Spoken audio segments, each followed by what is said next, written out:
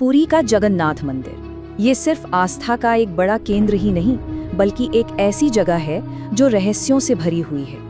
कुछ ऐसे रहस्य जिनके सामने विज्ञान और तर्क भी जवाब नहीं दे पाते। अच्छा, कभी सोचा है कि किसी मंदिर का झंडा हवा के उल्टी दिशा में कैसे लहरा सकता है? जी हाँ, इस मंदिर का ध्वज ठीक यही करता है। ये तो सीधे सीधे फिजिक्स के नियमों को ही चुनौती दे रहा है ना? और मंदिर की रसोई का रहस्य तो और भी हैरान करने वाला है। यहाँ एक के ऊपर एक 7 बर्तन रखे जाते हैं और खाना सबसे पहले ऊपर वाले बर्तन में पकता है, ना कि उस बर्तन में जो सीधे आग के ऊपर है। ये कैसे मुमकिन है? और एक बात, आज तक कभी कोई पक्षी या हवाई जहाज इस मंदिर के गुंबद के ऊपर से क्यों नहीं उड़ा? मतलब इसके ऊपर का आसमान भी एक तरह से रहस्यमयी ढंग से शांत है।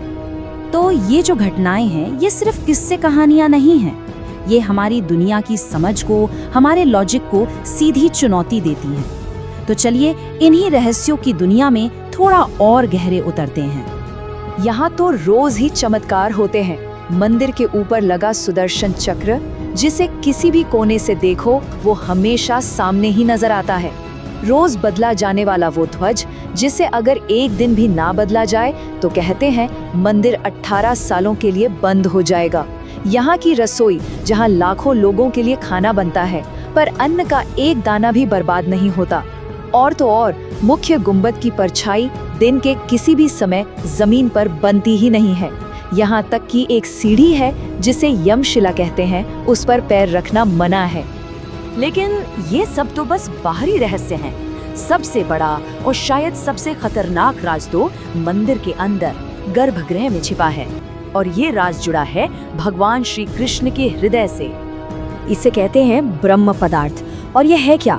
मान्यता है कि ये कोई साधारण चीज नहीं बल्कि भगवान कृष्ण का असली धड़कता हुआ हृदय है, जो 5000 साल पहले उनके दाह संस्कार के बाद भी सुरक्षित रहा और आज भी उससे दिव्य ऊर्जा निकलती है।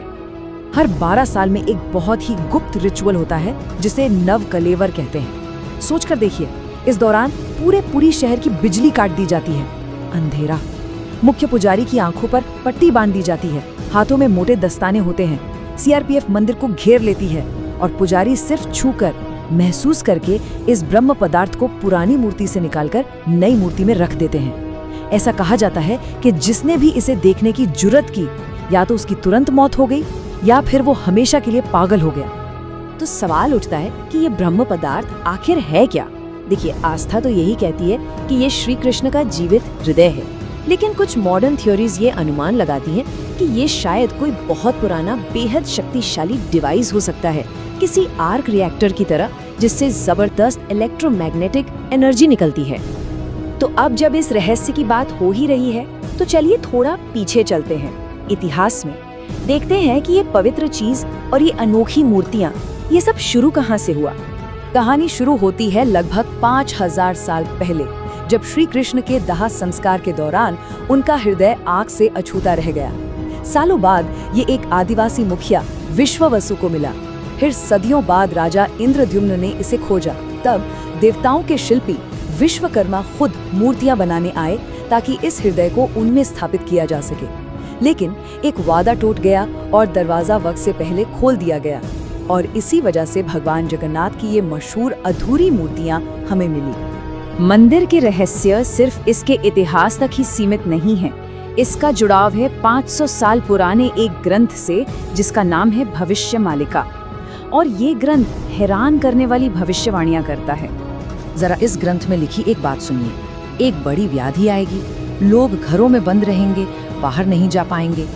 कई लोगों का मानना है कि ये पंक्तियां 2020 की कोविड-19 महामारी की एक चौंकाने वाली सटीक भविष्यवाणी थी। और ये अकेली भविष्यवाणी नहीं थी। 2019 में जब चक्रवात फानी आया तो गुंबद पर लगा सुदर्शन चक्र टेढ़ा हो गया, जैसा ग्रंथ में लिखा था। 2020 में मंदिर के पवित्र ध्वज में आग लग गई, और उसी साल इतिहास में पहली बार मंदिर के गुंबद पर पक्षी बैठे देखे गए। ये सारी घटनाएं ग्रंथ में पहले से ही लिखी हुई थी।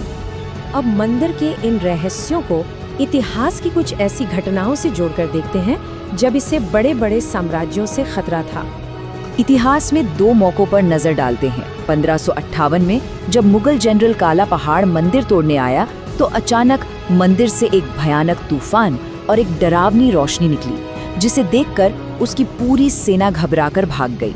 फिर 1806 में जब ब्रिटिश सरकार ने रथ यात्रा पर रोक लगाने की कोशिश की तो इतना बड़ा जन आंदोलन हुआ कि अंग्रेजों को अपना फैसला वापस लेना पड़ा। और उस पहली घटना में सबसे ज्यादा हैरान करने वाली बात जानते हैं क्या थी? वो अलौकिक शक्ति जो भी थी, उसने पूरी सेना को पीछे हटने पर मजबूर कर दिया, क्योंकि मंदिर के रक्षकों की तरफ से एक भी तलवार नहीं उठी थी, एक भी नहीं। तो ये मंदिर सिर्फ ईंट और पत्थर की एक इमारत नहीं है, ये एक ऐसी जगह है जहां आस्था, विज्ञान को चुनौती देती घटनाएं, भविष्यवाणियां और इतिहास सब आकर एक साथ मिल जाते हैं। तो आखिर में बस एक ही सवाल बचता है, क्या ये सब कुछ सिर्फ गजब के इत्तेफाक है या फिर वाकई कोई दिव्य शक्ति है जो समय के हर दौर में घटनाओं को अपने तरीके से दिशा दे रही है? इसका जवाब शायद विश्वास और रहस्य के बीच कहीं छिपा है।